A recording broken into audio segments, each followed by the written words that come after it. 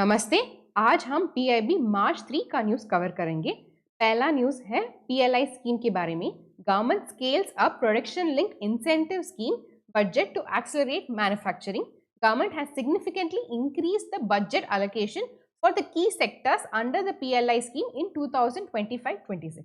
तो ये PLI scheme manufacturing को इंक्रीज करने के लिए और इन्वेस्टमेंट बढ़ाने के लिए जो एम्प्लॉयमेंट भी बढ़ सकते, तो इसी है ऑब्जेक्टिव पीएलआई स्कीम का। तो पीएलआई स्कीम कब लॉन्च हुआ था? 2020। और क्यों लॉन्च हुआ था? ये इंसेंटिव देगा directly to measurable outcome such as higher production and incremental sales. कितना इंसेंटिव देगा वो डिपेंड होता है प्रोडक्शन और सेल्स से। तो वो सेक्टर होगा ना, जैसे ऑटोमोबाइल सेक्टर, किसी कंपनी और किसी इन्वेस्टर ने शुरू कर दिए मैन्युफैक्चरिंग फैक्ट्री को, तो वो कितना प्रोडक्शन करेंगे, कितना सेल्स बढ़ाएंगे पहले साल से, तो उसके साथ ये इंसेंटिव गवर्नमेंट देंगे उनको। तो ये डोमेस्टिक प्लेयर, ग्लोबल प्लेयर दोनों को अट्रैक्टिव होगा, क्योंकि जब इन्वेस्टर इन्वेस्ट करता है उसका मेन मोटो क्या होता है? प्रॉफिट लेना। तो इंसेंटिव मिलेगा तो वो भी एक तरफ का प्रॉफिट ही होगा ना, वो डोमेस्टिक या ग्लोबल प्लेयर को। तो ये बहुत अट्रैक्टिव है, ग्लोबल प्लेयर और डोमेस्टिक प्लेयर। और एक है, it also encourages business to embrace cutting edge technology and achieve economies of scale. So latest technology उपयोग करने के लिए भी ये मोटिव करता है, ये मोटिवेट करता है। तो 14 सेक्टर्स, ये PLI scheme production link incentive scheme is applicable in 14 sectors. ये 14 sectors: automobile, critical key starting, advance chemistry cell, drones, electronic products, food products, manufacturing of medical devices, mobile manufacturing, pharmaceuticals drugs, specialty steel, solar PV modules, textile products, telecom products and white goods. तो इसमें 14 sectors हैं। मैंने एक trick create किए हैं इसको याद करने के लिए, क्योंकि मेरा मोटिव है सिर्फ पढ़ाने के लिए नहीं, सिर्फ ये समझाने के लिए भी नहीं, ताकि आपको याद भी हो जाए। आपको समझ में ही आना चाहिए और याद भी होना चाहिए, क्योंकि ये 14 सेक्टर्स याद करना थोड़ा मुश्किल होता है, लेकिन ये ट्रिक से ना आप याद करने के लिए थोड़ा आसान हो जाता है। इसलिए मैंने ये ट्रिक बनाई। वो ट्रिक है: a cat and dog eagerly fetch mice, many people see small trees twisting widely. A cat से automobiles, cat critical key starting and advanced chemistry cell, D drones, E electronic products, F food products, M medical devices, or many people see small trees twisting widely, M mobile manufacturing, P pharmaceutical drugs, S specialty steel, again yes, solar PV modules, trees textile products, twisting, T telecom products और W white goods। तो ये sentence ना आप आसानी से याद कर सकते हैं। इसके फर्स्ट लेटर से ना आप रिकलेक्ट करने के लिए उतना मुश्किल नहीं होगा। A cat and dog eagerly fetch mice, many people see small trees twisting widely. यही है ये ट्रिक। तो पीएलआई स्कीम की अचीवमेंट देखते हैं। तो ये एज ऑफ अगस्त 2024, तो इन्वेस्टमेंट रियलाइज्ड है 1.46 lakh crore, production value 12.5 lakh crore, employment generated 9.5 lakh, both direct और इनडायरेक्ट, और एक्सपोर्ट्स 4 लाख करोड़। तो बिटवीन 2019 एंड 24 थोड़ा लिबरल फॉरेन डायरेक्ट इन्वेस्टमेंट में थोड़ा चेंजेस हुआ था। Liberalise foreign direct investment policy में थोड़ा चेंजेस हुआ था। ये है वो 4 चेंजेस। पहला है 100% FDI in coal and contract manufacturing. पहला एक लिमिट था, उससे ज़्यादा नहीं कर सकते हैं, कोल में इन्वेस्टमेंट नहीं कर सकते हैं फॉरेन डायरेक्ट इन्वेस्टमेंट, लेकिन अब इसमें 100%, तो 100% ओनरशिप हो सकता है एक कंपनी में coal and contract manufacturing. Next है increasing the FDI limit in insurance to 74%, up to 74% अब फॉरेन डायरेक्ट इन्वेस्टमेंट कर सकते हैं इंश्योरेंस सेक्टर में। और bringing the telecom sector under the automatic root. Automatic route का मीनिंग है कि यहाँ प्रायर गवर्नमेंट अप्रूवल नहीं चाहिए, तो डायरेक्टली फॉरेन डायरेक्ट इन्वेस्टमेंट कर सकते हैं जो भी इन्वेस्टर्स हैं। Government approval, prior government approval नहीं चाहिए इस सेक्टर को। तो टेलीकॉम सेक्टर अब ऑटोमेटिक रूट में आ गया। Next, liberalising the space sector. Space sector में भी और फॉरेन डायरेक्ट इन्वेस्टमेंट बूस्ट करने के लिए लिबरलाइज हुआ है। तो पहला है coal and contract manufacturing 100% FDI, दूसरा increasing the FDI limit in insurance to 74%, तीसरा है bringing the telecom sector under the automatic route, और चौथा लिबरलाइजिंग द स्पेस सेक्टर। तो ये चेंजेस करने से ना क्या फायदा हुआ, ये फॉरेन डायरेक्ट इन्वेस्टमेंट बहुत बूस्ट हुआ। तो from 98 billion it gone up to 165 billion, so 69% growth हुआ। कहाँ पे? मैन्युफैक्चरिंग सेक्टर में। मैन्युफैक्चरिंग सेक्टर में ये चेंजेस करने के बाद 69% ग्रोथ हुआ from 98 billion to 165 billion. Other sector specific achievements, so ये पीएलआई स्कीम 2020 से चालू है ना, तो और क्या क्या अचीवमेंट्स हुआ। तो पहले देखते हैं लार्ज स्केल इलेक्ट्रॉनिक्स मैन्युफैक्चरिंग में। तो हम ना नेट इंपोर्टर से net exporter of mobile phones बन गए। ये बहुत इंपॉर्टेंट बात है।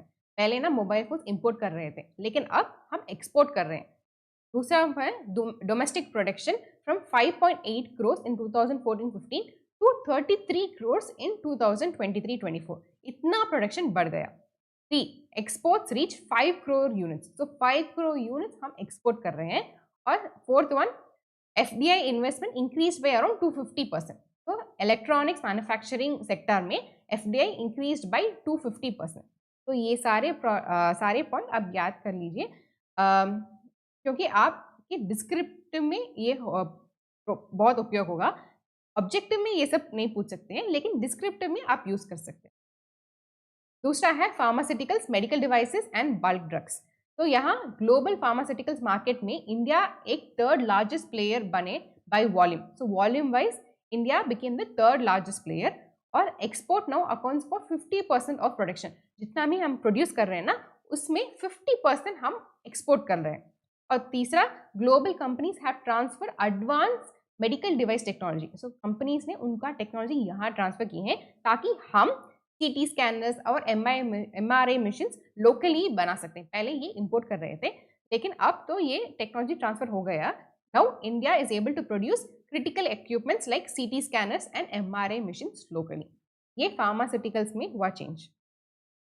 So next, telecom and networking products. So India has achieved 60% import substitution in telecom products under the PLI scheme.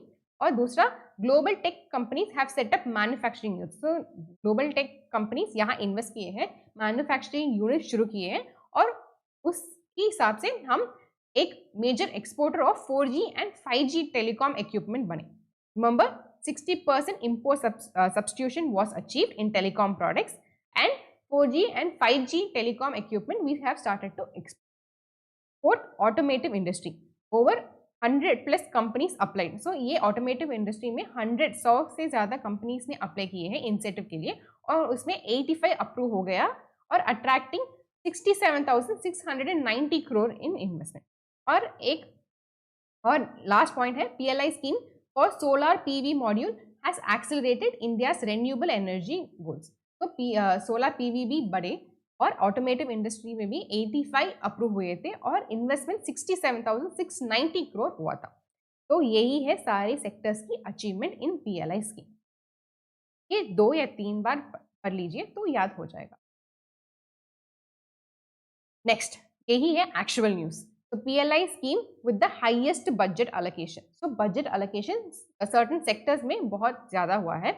तो बहुत फर्स्ट हाईएस्ट हुआ है इलेक्ट्रॉनिक्स मैन्युफैक्चरिंग में, जहाँ बजट अलोकेट हुआ है 9,000 करोड़। ये 2025-26 के लिए बजट एस्टिमेट 9,000 करोड़, यही है highest allocation under the PLI scheme applicable sectors. और next, automobile 2818 crore, pharmaceuticals 2444 crore, PLI for textile में 1148 करोड़। इसमें ना परसेंटेज बहुत बड़ा था। 2024-25 में इसका एस्टिमेट था, रिवाइज एस्टिमेट था 45 crore.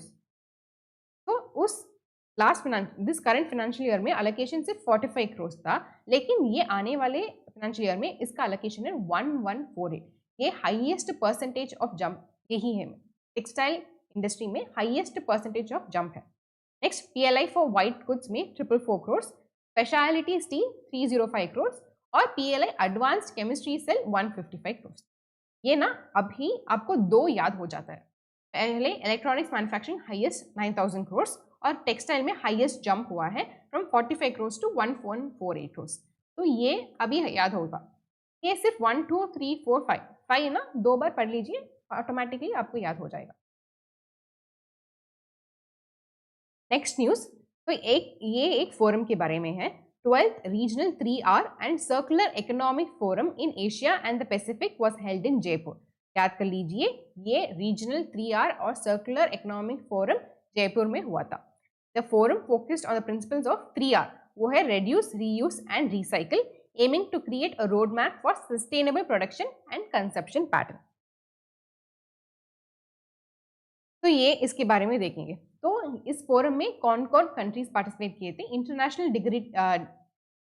Dignitaries of countries like Solomon Islands, Tuvalu, Maldives and Japan, ये 4 कंट्री ने पार्टिसिपेट किए थे। और PM Modi shared a written message to follow P3 approach. ये P3 अप्रोच क्या है? Pro planet people. Remember the P3 approach, pro planet people. And union minister of housing and urban affairs announce the C3 plan. C3 plan क्या है? Cities coalition for circularity, cities coalition for सर्कुलरिटी। तो ये बोल रहे हैं कि ये plan में सारे सिटीज ना जुड़ेंगे और कोलैबोरेट करेंगे और नॉलेज शेयरिंग करेंगे। तो ये ना सर्कुलरिटी के लिए, जिसमें वेस्ट कम करना, सॉलिड वेस्ट, लिक्विड वेस्ट सारे कम करने के लिए नॉलेज शेयरिंग होंगे। ये 12th रीजनल और सर्कुलर इकोनॉमिक फोरम जयपुर में हुआ। 11th कंबोडिया में हुआ। जो पहला हुआ ना वो 2009 में हुआ, और कहाँ हुआ? जापान, टोक्यो में हुआ था। तो फर्स्ट वन हैपेंड इन 2009 और 11th कंबोडिया, 12th अभी हो रहा है जयपुर में। ये 3 याद रख लीजिए, P3 प्रो प्लैनेट पीपल, और C3 सिटीज कोएलिशन फॉर सर्कुलरिटी, और 11th कंबोडिया में हुआ था, पहला जापान में हुआ था। तो इसका थीम क्या है?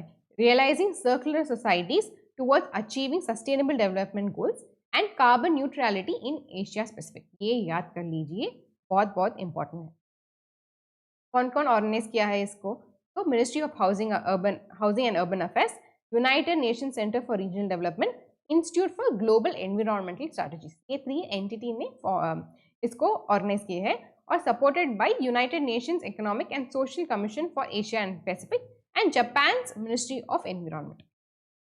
तो ये 3 बहुत बहुत इंपॉर्टेंट है, realising circular societies towards achieving sustainable goals and carbon neutrality in Asia Pacific. तो थर्ड न्यूज है नेशनल ग्रीन हाइड्रोजन मिशन के बारे में, which is very important news. So as part of the National Green Hydrogen Mission, the government has initiated 5 pilot projects for using hydrogen in buses and trucks. The total financial support for selected projects made available will be around 208 crores from the government of India. तो इस news में हम national green hydrogen mission के बारे में पढ़ेंगे। तो ये ग्रीन हाइड्रोजन मिशन है, तो ये तो रेन्यूएबल एनर्जी है। तो किस मिनिस्ट्री ने लॉन्च किया होता? Ministry of new and renewable energy has launched it. Okay, और इसका ऑब्जेक्टिव क्या है? To make India a global hub for production. हमें ग्रीन हाइड्रोजन प्रोड्यूस भी करना है, यूटिलाइज भी करना है और एक्सपोर्ट भी करना है। सिर्फ ग्रीन हाइड्रोजन को नहीं, ग्रीन हाइड्रोजन और उसकी डेरिवेटिव्स को भी, ये सब प्रोड्यूस करना है, यूटिलाइज करना और एक्सपोर्ट करना है। और mission will help India in becoming energy independent and in decarbonisation of major sectors of the economy. तो यही है ये ऑब्जेक्टिव ऑफ ये नेशनल ग्रीन हाइड्रोजन मिशन। तो इसका आउटले देखते हैं, 19,744 करोड़ है टोटल आउटले, और उसमें 17,490 crore for sight programme, 1,466 crore for pilot projects, 400 crore for R&D and 388 crore for other mission components. तो ये जरूर याद कर लीजिए, बहुत इंपॉर्टेंट नंबर है, 19,744 crore national green hydrogen mission के लिए, और उसमें सब components side programme 17,490 crore, the highest allocation. Next 1,400 crore for pilot, 400 for R&D and 388 crore for the mission components. तो क्या आउटकम है, क्या टारगेट बाई 2030 क्या अचीव करना है? तो टारगेट्स देखेंगे। पहला, development of green hydrogen production capacity of at least 5 million metric tonne per annum. Remember the numbers, 5 million metric ton per annum, 8 lakh crore in total investment, creation of 6 lakh jobs, cumulative reduction in fossil fuel import over 1 lakh crore और abatement of nearly 50 million metric ton of annual greenhouse gas emissions. ये 5 point जरूर याद रखना चाहिए, very very very important. तो production 5 million metric ton, 8 lakh crore investment, 6 lakh jobs, fossil fuel import reduction over 1 lakh crore and abatement of nearly 50 million metric ton of green gas emissions. ये side programme देखें ना, जिसमें highest allocation हुआ है 17,490 करोड़. तो strategic intervention for green hydrogen transmission programme, यही है full form, strategic intervention for green hydrogen transmission programme. इसका तो दो चीज है. पहला है targeting domestic manufacturing of electrolysis. ये इलेक्ट्रोलाइसिस से ही ग्रीन हाइड्रोजन बनता है. तो इलेक्ट्रोलाइसिस सेपरेट करेगा हाइड्रोजन और ऑक्सीजन को. सो इलेक्ट्रोलाइसिस मैन्युफैक्चर करना बहुत इंपॉर्टेंट है, उससे ही ग्रीन हाइड्रोजन का प्रोडक्शन बढ़ेगा. और दूसरा है प्रोडक्शन ऑफ ग्रीन हाइड्रोजन, तो increase the domestic manufacturing of electrolysis और उससे प्रोडक्शन ऑफ ग्रीन हाइड्रोजन भी बढ़ेगा. ये है दो चीज. ये एक लाइन, वन लाइन न्यूज है, ठीक है. इसमें 3 या 4 न्यूज होगा. ये सारे एक लाइन, वन लाइन का न्यूज है. तो Indian institute of foreign trade has signed an MOU with APEC, वो है एंटवर्प और Flanders port training centre in Belgium. ये APEC एक पोर्ट ट्रेनिंग सेंटर है, बेल्जियम में लोकेटेड है. तो IIFT has signed an MOU with this training center in Belgium. Objective क्या है? To strengthen the trade education and training ties between India and Belgium. Remember IIFT and APEC. APEC Belgium का training centre है, port training centre है. दूसरा है workshop on sustainability and circularity in dairy sector. तो ये workshop किसने conduct किया? दो एंटिटी ने. पहला department of animal husbandry and dairying, दूसरा है national dairy development board. Remember the two names, department of animal husbandry and dairying and दूसरा national dairy development board. Next, ये भी एक MOU है. India has signed an MOU with Nepal. MOU मतलब memorandum of understanding. They have signed an MOU with Nepal. Why? To strengthen the wash sector. Wash है water, sanitation and hygiene. ये सब strengthen करने के लिए ये MOU साइन हुआ है. दो पार्टी का नाम है इंडिया और नेपाल. पहले भी फर्स्ट न्यूज पढ़े थे IIFT और APEC. ये है port training centre in Belgium. ये दोनों ने एक MOU साइन किए थे. नेक्स्ट है वेव्स बाजार. ये वेव्स बाजार एक global e marketplace design to connect India's creative talent with international market. तो ये ना इंडिया क्रिएटर्स बहुत जा रहे हैं ना, जैसे film creatives, TV creators, music, animation, gaming creators. तो इसमें बहुत सारे टैलेंट होंगे, वो उनका टैलेंट शोकेस कर सकता है वेव्स बाजार. वेव्स बाजार एक online portal, online market place है जहां इंडियन क्रिएटर्स वेरियस जॉनर्स में उनका टैलेंट यहाँ शोकेस कर सकते हैं और इंटरनेशनल बायर्स से कनेक्ट कर सकते हैं. तो एक म्यूजिक क्रिएटर हैं, तो उनके पास कुछ नया म्यूजिक है, वो इसमें डाल सकते हैं और इंटरनेशनल बायर से कनेक्ट कर सकते हैं और नए नए प्रोजेक्ट भी पिच कर सकते हैं ये इंटरनेशनल बायर के साथ. और उसके बाद एक B2B, business to business relationship develop होगा और उसके बाद ये मार्केट प्लेस में, ग्लोबल मार्केट प्लेस में सक्सेस हो सकते हैं. तो यही है वेव्स बाजार. वेव्स बाजार का मीनिंग है एक मार्केट प्लेस जहां इंडियन क्रिएटर्स ग्लोबल बायर्स के साथ कनेक्ट कर सकते हैं, उनका टैलेंट को एस्टैब्लिश कर सकते हैं और एक बिजनेस रिलेशनशिप भी डेवलप कर सकते हैं. यही है वेव्स बाजार का काम. तो ये ना 2 मिनिस्टर्स ने लॉन्च किए थे. पहला है Shri Ashwini Vaishnaw, union minister of information and broadcasting, railways and electronics and information technology.